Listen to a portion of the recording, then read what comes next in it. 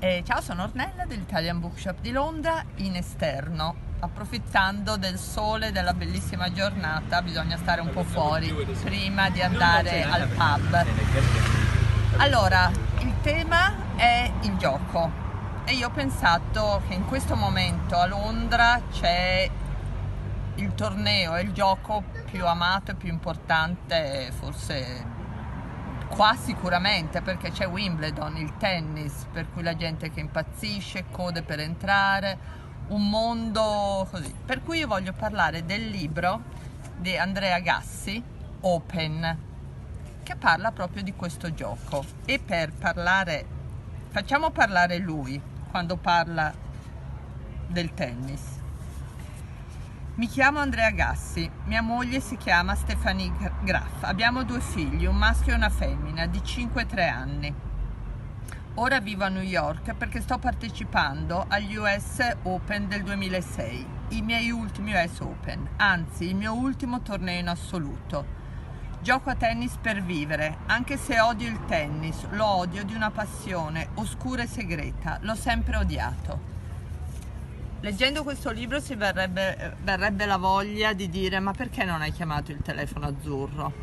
Perché veramente la costruzione di questo giocatore è stata durissima ed è stata molto a scapito della sua felicità.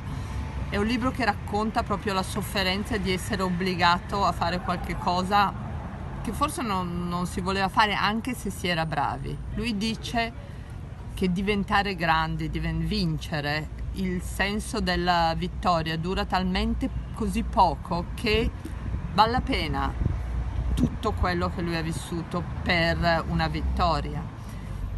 E in questo libro alla fine c'è una specie di catarsi. Lui capisce che lui è bravo a giocare a tennis, è il migliore, ma cosa può fare? Allora decide di rendere partecipe altre persone con questa sua, cioè aiuta altre persone con questa sua bravura, cioè si mette al servizio di ragazzi, si mette al servizio di associazioni, in maniera che il senso della sua vita finalmente diventa, cioè si sente finalmente realizzato attraverso questo gioco che lui ha odiato tutta la vita.